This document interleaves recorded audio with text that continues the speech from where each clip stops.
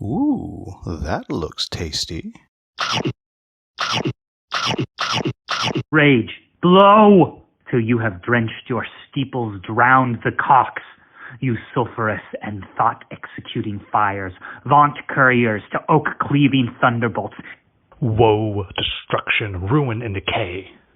The worst is death, and death will have his day. Welcome, folks. Today the Hungry Gamer is back with another Kickstarter preview, and today we are talking about Elements of the Gods, designed by J. Vowles, published by Side Room Games with art by Apolline Etienne, and I do apologize if I mispronounced that name. And before I get going, I do need to thank Manic Mark for helping out with today's voiceover introduction. Also, before I begin, I do need to point out that everything you see here is a prototype and is subject to change, and additionally, please make sure you turn on your Klingon subtitles, because if I make any errors, or more likely something has changed, then that is how you will find the corrections. What Element of the Gods is it is a game in which you are a young god trying to assert your dominance across the land to become the most prevalent god out there. And to do so, you will be using the various elements to manipulate where worshippers are out on the board and use that in order to gain points and build monuments and build gardens and all around show how amazingly divine you are. Now, before I jump into the basics of how to play, I will point out that I do also have an in-depth how to play video, and you can check that out if you are interested in finding out how the game is played in detail. But if you are not interested in how the game is played and just want to jump into my final thoughts, then you want to go to the timestamp on the screen, right? Now, for those of us still here, let's talk about what you see out in front of you. So, this is a representation of what a game might look like in the mid-game. So what's going to happen is, each player will, on their turn, do two things. They will place one element, and that might be water, it might be death, it might be earth, it might be wind, or it might be fire. And each of those elements are going to cause the meeples on the board to do something. In the case of fire, water, and wind, you're going to select one color of meeple and it is going to cause them to move. Wind will blow them away from you one direction. So for example, if I picked green, all these green meeples in these 9 squares would move 1 square that direction, moving around these monuments that are out there. For water, you'd pick a single color, and then in all the squares directly around the water, they all get summoned to the water. Fire is the exact opposite. Again, you pick a single color, and they all scatter away from the fire. While death, you place death, and as you can guess, all the meeples in the square die, though you do get to take 2 of them and place them in your afterlife. And then earth is the opposite of death, and you are able to pull 5 new meeples out of the bag and then place them in the square. And you can also take them out of your afterlife if you're interested in resurrecting some of those fine folks. Or perhaps not fine folks who are in your afterlife and you just don't like, so get them out of there. I don't know, you do you. Then, after you have played an element, and I will point out that the elements stay on the board for the entire round, so you can never play the same element twice in any given round, you then will play a card. And you might play a card like this, which is a garden card, which allows you to place a garden on any space that has that meeple combination and is diagonally adjacent to one of your monuments that's out there. Or perhaps you will play a monument card, which allows you to simply place a monument on any square that has that combination of meeples on there. And then, of course, they all get moved out of the way because, as you can see, these things are massive. Or you will be playing divinity cards. And there's a whole bunch of different ones. And the core here is, one, this is how you score points. You see in the top corner how many points they're worth. But secondly, once one player has played their 5th divinity card, the game will end at the end of that round, a round being the placement of all 5 of the different elements. And each of these have different triggers. For example, these here, if you've played death, and in this case, killed 6 of the same color meeple, you're able to play this card.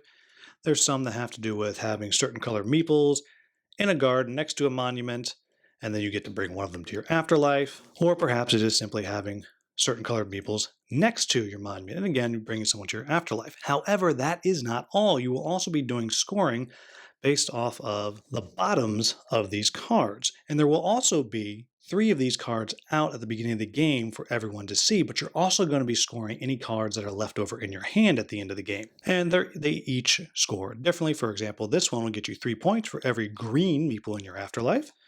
This one here will get you 1 point for every gray meeple next to one of your monuments, while this one here will get you 2 points for every gray meeple in a garden next to one of your monuments.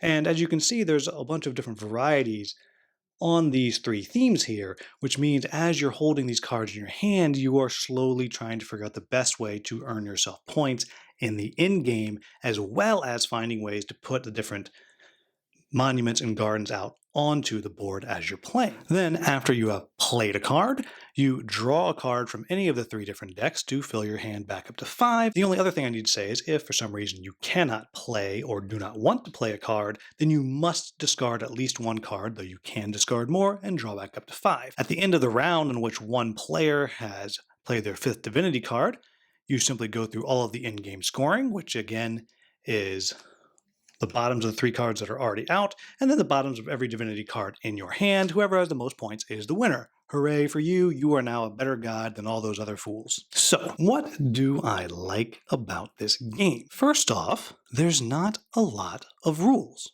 There just isn't. I know I was talking very fast and in the brief rules overview, but I actually pretty much taught you how to play the entire game. The only thing I didn't teach you is exactly how the different elements work, but I gave you the rough idea, and I really appreciate that.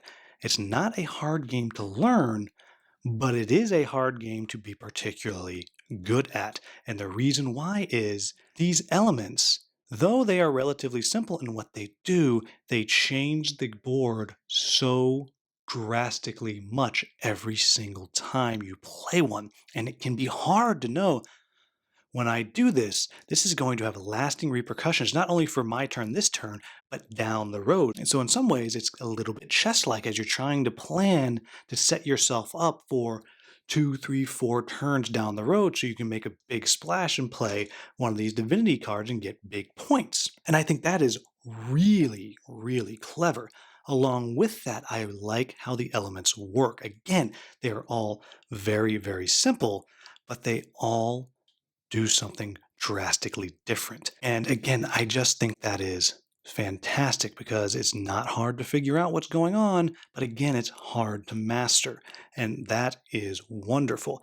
I also think the game promises to look very cool at the end of the day. Now, these are all 3D printed, but even being 3D printed, I don't know how well you can see them here, but these elements, they look really, really cool.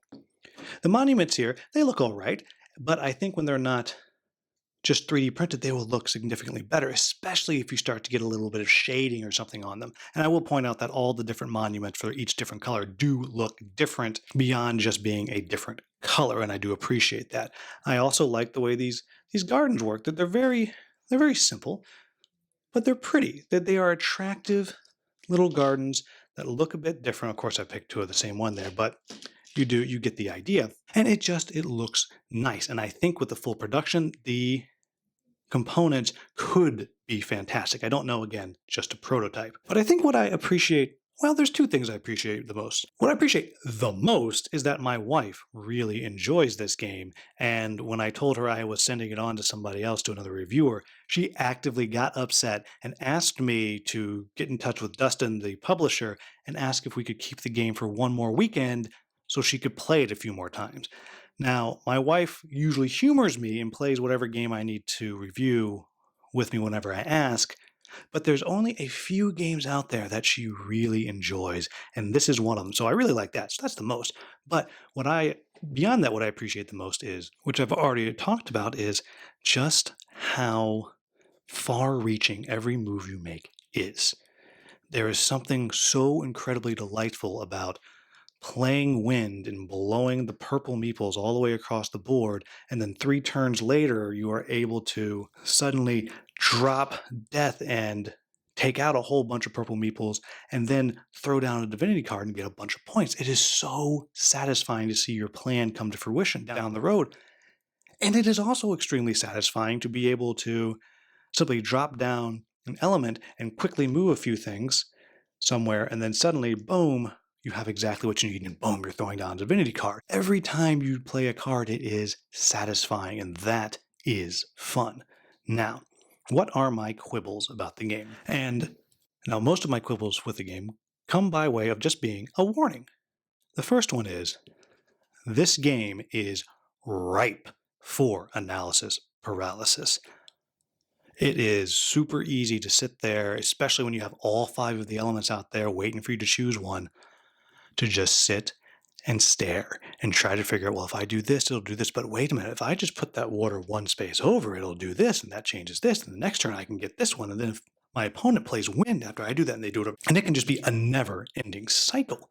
So just be warned, analysis paralysis might just kick in.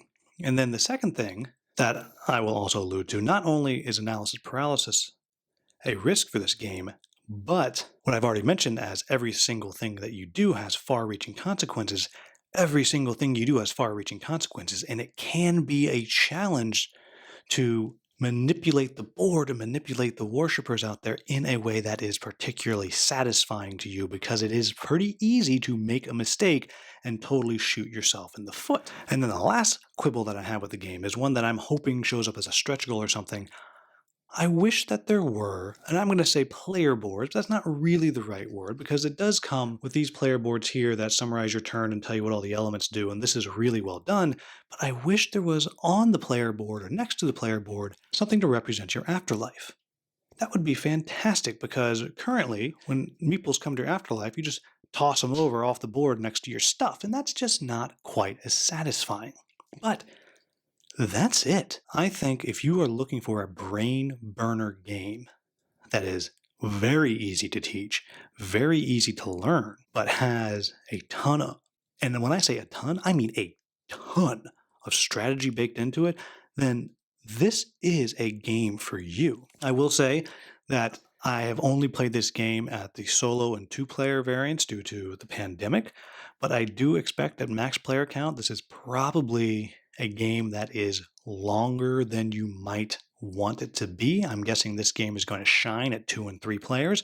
But again, I don't know that for sure. And I will give a quick shout out to Michael Kelly at One Stop Co-op Shop and say if you're interested in seeing a solo play, he has a good solo play video up that you can check out to see how solo works, because it is a bit different than how the multiplayer works. But that's it, folks. I think that this is a game that is absolutely worth checking out if you're interested in brain burning type games and are not afraid of analysis paralysis. To my knowledge, this is the first kind of large scale game that Side Room Games has done. I don't know that for a fact, but I think so. And I have to say, for a first outing into a larger game, they have done something right. And this is going to be something that I think is going to do well and will stay on your shelf for a while. But there you have it, folks. That is Elements of the Gods from Side Room Games. As always, if I made any mistakes, please let me know in the comments with a timestamp. Also, that's incredibly embarrassing since I did a how to play video, so I shouldn't have any mistakes. But if you've watched my videos, you know I'm actually pretty dumb when it comes down to it. As always, if you found this video useful, please like, subscribe, and share. Thank you so much for watching. Have a wonderful, wonderful day.